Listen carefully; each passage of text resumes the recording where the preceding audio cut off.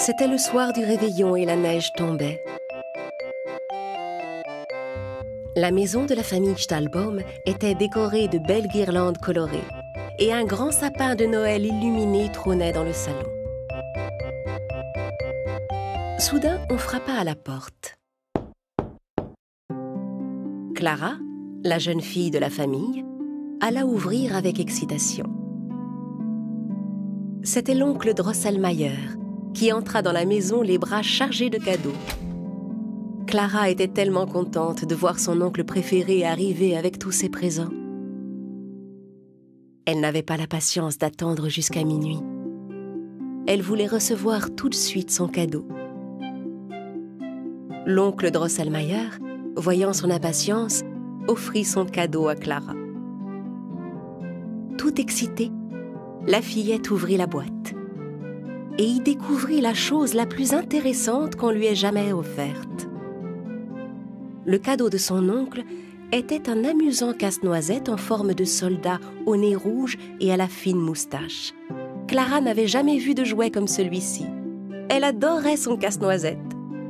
Elle commença à jouer avec lui et s'amusa à le faire danser.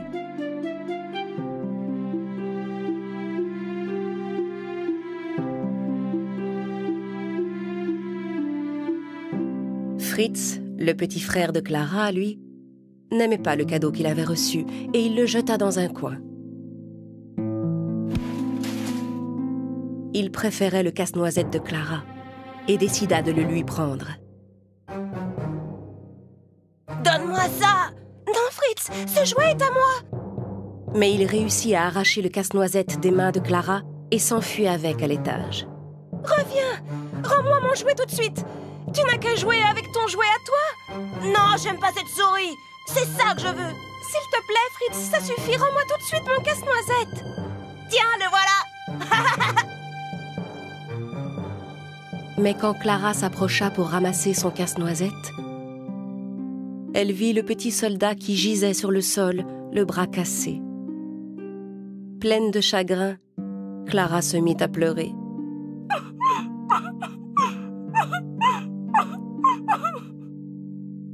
Ne t'inquiète pas, Clara. Je vais t'arranger ça. Il était plus de minuit.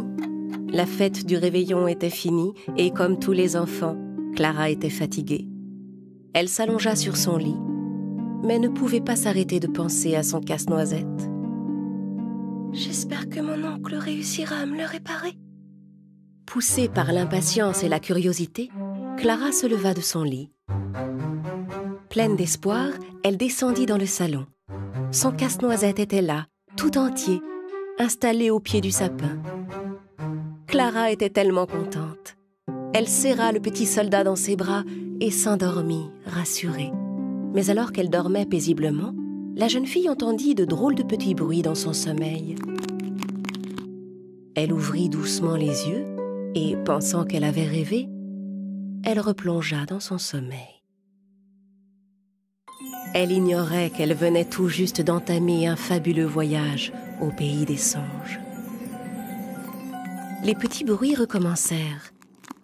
On aurait dit des bruits faits par des petites souris. Clara ouvrit les yeux à nouveau. Tous les meubles de la maison lui paraissaient beaucoup plus grands qu'avant, et le sapin au pied duquel elle s'était endormie était devenu un arbre gigantesque. Clara était maintenant bien réveillée. Elle comprit alors que ce n'étaient pas les choses autour d'elle qui avaient grandi, mais que c'était elle qui avait rapetissé. À cet instant, elle aperçut le roi souris et son armée qui venaient droit vers elle. Elle était effrayée et voulut s'enfuir, mais les souris géantes ne lui en laissèrent pas la possibilité. Elles l'encerclèrent et commencèrent à se rapprocher d'elle. Mais au même moment, le casse-noisette s'anima lui aussi. Ne reste pas là, Clara. Grimpons sur cet arbre et fuyons.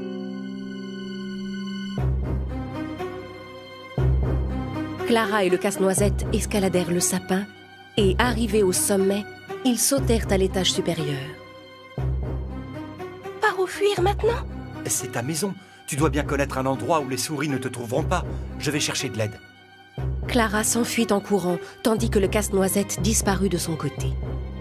les souris fouillaient partout dans la maison, à la recherche de Clara. Dehors, le casse-noisette se précipita vers un magasin de jouets. Il aperçut dans la vitrine toute une armée de petits soldats de plomb. Il ramassa une pierre et la lança sur la vitrine pour la briser. « Vite! Ne restez pas plantés, camarades!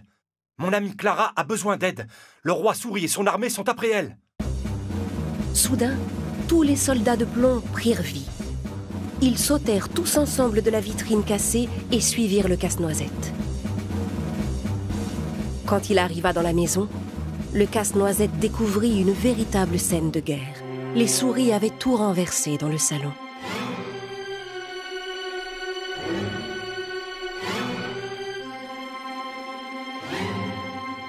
Le casse-noisette et ses soldats dégainèrent leurs épées et commencèrent à combattre le roi souris et son armée. Malheureusement, les souris étaient plus nombreuses que les soldats de plomb et beaucoup d'entre eux furent blessés. Le casse-noisette lui-même était en mauvaise posture. Il était blessé en plusieurs endroits. Clara sortit de sa cachette. Il fallait qu'elle agisse. Mais avec sa petite taille, elle ne savait pas comment s'y prendre. Le roi souris se rapprocha du casse-noisette et brandit son épée devant son visage. Prise de panique, Clara enleva sa chaussure et la jeta vers le roi souris en criant « Tiens! Prends ça, vilaine souris !» La chaussure vola dans les airs et vint frapper le roi en pleine tête.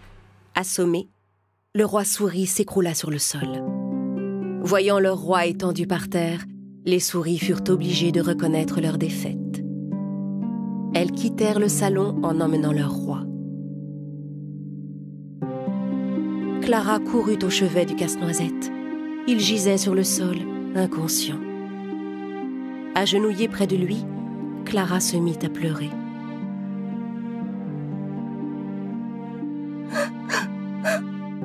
Réveille-toi!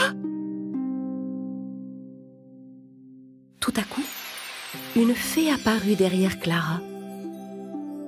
C'était une ravissante petite fée qui portait une robe bleue, une baguette en sucre et 2 ailes scintillantes.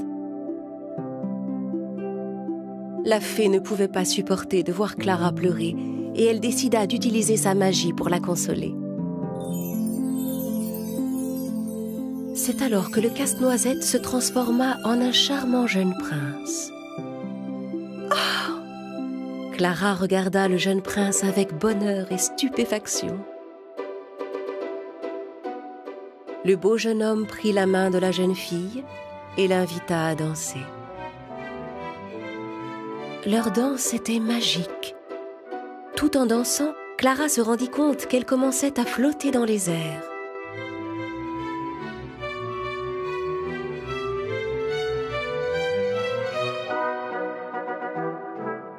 Puis, au milieu d'un nuage de poussière de fées, la petite fée bleue apparut de nouveau. Cette fois, elle était accompagnée d'autres fées semblables à elle.